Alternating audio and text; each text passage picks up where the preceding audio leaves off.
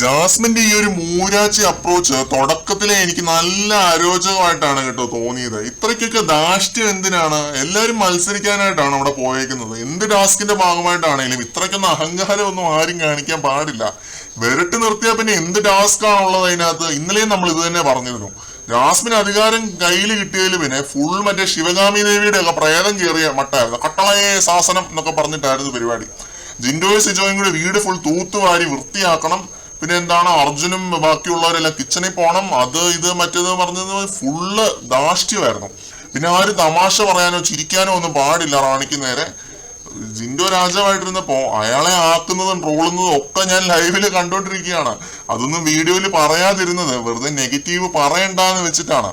പക്ഷെ ഈ നെഗളിപ്പും അഹങ്കാരവും ധാർഷ്ട്യവും ഒക്കെ കാണുമ്പോൾ പറയാതിരിക്കാൻ പറ്റുന്നില്ല. എന്തൊക്കെയാണ് ജിൻഡോ രാജാവായിട്ടിരുന്നപ്പോ പറഞ്ഞു കൂട്ടിയത് ജാസ്മിൻ? അല്ല, എന്തോ വലിയ സംഭവമാണ്, ടോപ്പാണ് എന്നുള്ള വിചാരവും അഹങ്കാരവും ഒക്കെയാണ് ഈ ജാസ്മിന്. ഇത് ബിഗ് ബോസിൽ എന്നല്ല, ലൈഫില് ഒരുപാട് സ്ഥലത്ത് ജാസ്മിന് പണി മേടിച്ചു കൊടുക്കാൻ പോകുന്ന ഒരു ആറ്റിറ്റ്യൂഡാണ്. എന്തായാലും ഈ ഒരു ധാർഷ്ട്യത്തിന് അപ്പൊ തന്നെ ഒരു പണി കിട്ടുന്നുണ്ട്. സിജോയും അഭിഷേകുമാണ് പണി കൊടുക്കുന്നത്. സിജോ നൈസായിട്ട് ആ ഒരു ദണ്ട് അടിച്ചു മാറ്റുന്നുണ്ട്. എന്നിട്ട് അതും കൊണ്ട് ഓടുന്നതിനിടയ്ക്ക് ഷാൻലിയർ ഒക്കെ പൊട്ടുന്നുണ്ട് കേട്ടോ. അർജുൻ അത് കോരിക്കളയാനായിട്ടൊക്കെ പോകുന്നുണ്ട്. അപ്പൊ ജാസ്മിൻ ആ ഒരു താക്കോലെടുത്ത് അഭിഷേകിന് കൊടുക്കുന്നു. ഉടനെ അഭിഷേക് പറയുന്നു ഇനി റാണിക്ക് സംസാരിക്കാൻ പറ്റില്ല എന്നൊക്കെ പറയുന്നുണ്ട്. ആ സമയത്ത് ജാസ്മിൻ ചമ്മി നാറി ഒരു നിപ്പുണ്ട് കേട്ടോ. പൊന്നാടയും കിരീടവും എല്ലാം എടുത്ത് അഭിഷേകിന് കൊടുക്കുന്നുണ്ട്.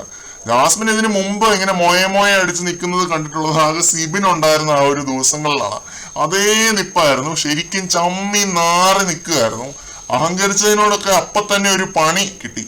എന്നാലും ജാസ്മിന്റെ അഹങ്കാരം അടങ്ങുന്നില്ല. അത് അങ്ങനെയൊന്നും അടങ്ങുന്ന കാര്യമൊന്നും അല്ലല്ലോ. അധികാരം ആസ്വദിക്കാൻ പറ്റാത്തതിന്റെ എല്ലാ ദേഷ്യവും തീർക്കുന്നുണ്ട്. ഇത് പറഞ്ഞിട്ട് വേറൊരു അടി പൊട്ടുന്നുണ്ട്. അവിടെ ഒരു ബഹളമൊക്കെ ഉണ്ടാകുന്നുണ്ട്. കറക്റ്റ് നമ്മുടെ വലിയ മുതലാളി ഒന്നും മിണ്ടുന്നില്ല, അനൗൺസ്മെന്റ് ഒന്നും കൊടുക്കുന്നില്ല. അടി ഉണ്ടാവട്ടെ എന്ന് വെച്ചിട്ട് തന്നെയായിരിക്കും ഒന്നും പറയാതിരുന്നത്. ഇല്ലെങ്കിൽ പറയേണ്ടതാണല്ലോ ജാസ്മിന്റെ അധികാരം നഷ്ടമായിരിക്കുന്നു എന്ന്. അല്ലെങ്കിൽ ജാസ്മിന്റെ കാര്യത്തിൽ അധികാരം കിട്ടി എന്ന് പോലും അനൗൺസ് ചെയ്തിട്ടില്ല, അധികാരം പോയി എന്നും അനൗൺസ് ചെയ്തില്ല. ചുരുക്കി പറഞ്ഞു കഴിഞ്ഞാല് ധാർഷ്ട്യം കാണിച്ചതൊക്കെ വെറുതെ ആയി. ഇപ്പോഴും അടി നടന്നുകൊണ്ടിരിക്കുകയാണ്, പോയി കാണട്ടെ.